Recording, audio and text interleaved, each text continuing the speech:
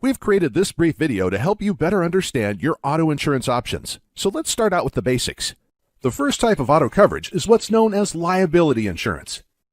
This coverage can help pay for the damage if you're legally responsible for accidentally injuring someone or other property in an auto accident. Auto liability coverage falls into two categories. First, there's bodily injury liability. This covers medical expenses, pain and suffering, lost wages, and other special damages. The second category is property damage liability. This covers damaged property. For example, it would cover damages if you hit a lamp pole, or mailbox, or even a house. So you're probably aware that in most states, drivers are required to carry a minimum amount of liability coverage in order to register their vehicle or obtain a driver's license. And each state has its own minimum liability coverage limits. For example, the limits for California are $15,000 per person, $30,000 per occurrence, and $5,000 for property damage.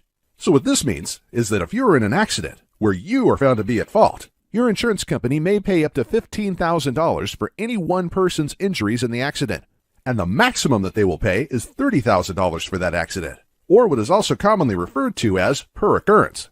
So to clarify, with these minimum coverage levels, no one person will receive more than $15,000 for bodily injury, and the insurance companies will only pay out a maximum of $30,000, regardless of how many people are involved in the accident.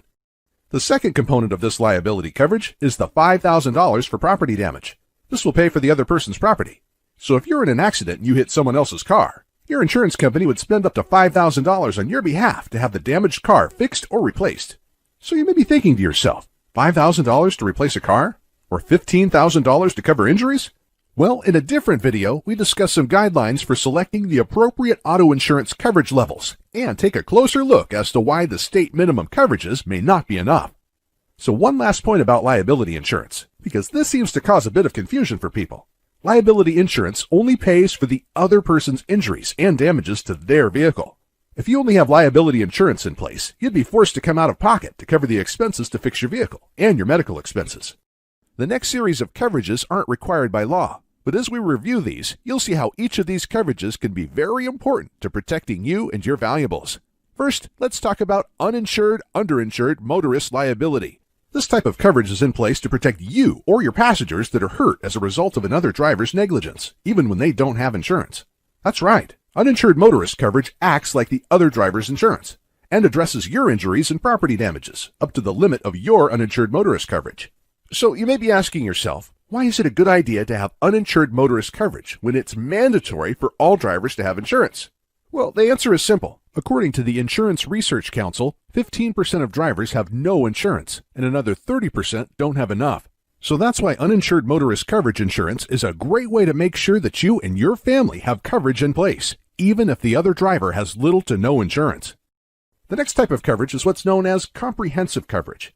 This type of coverage protects you from losses that result from fire, theft, falling objects, riots, storms, earthquakes, floods, and even when there is a collision with a bird or animal.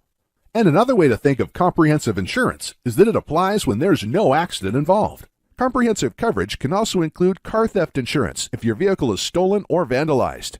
It's important to note that comprehensive coverage is normally required if your vehicle is leased or financed. The next type of coverage is collision insurance. This type of insurance pays for the damage to your vehicle resulting from an accident, whether or not the accident is your fault. The next type of coverage is medical coverage. This coverage can help pay for many medical expenses that may not be covered by your existing medical insurance plans. It can also provide coverage for you or a family member when riding in someone else's vehicle.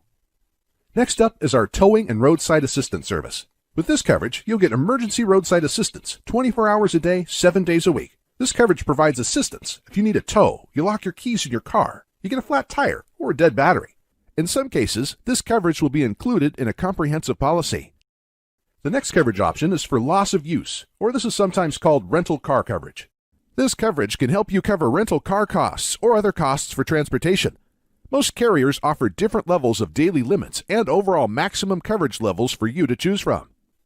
Next up, most carriers offer a glass deductible buyback add-on. With this coverage, your insurance provider will replace your windshield after you pay a deductible. And in many cases, they'll provide free repairs for small cracks and chips. So I hope we've helped answer some questions you may have had regarding your auto insurance coverage options. Contact us today so that we can help you make informed decisions in choosing the right coverage to protect you and your family.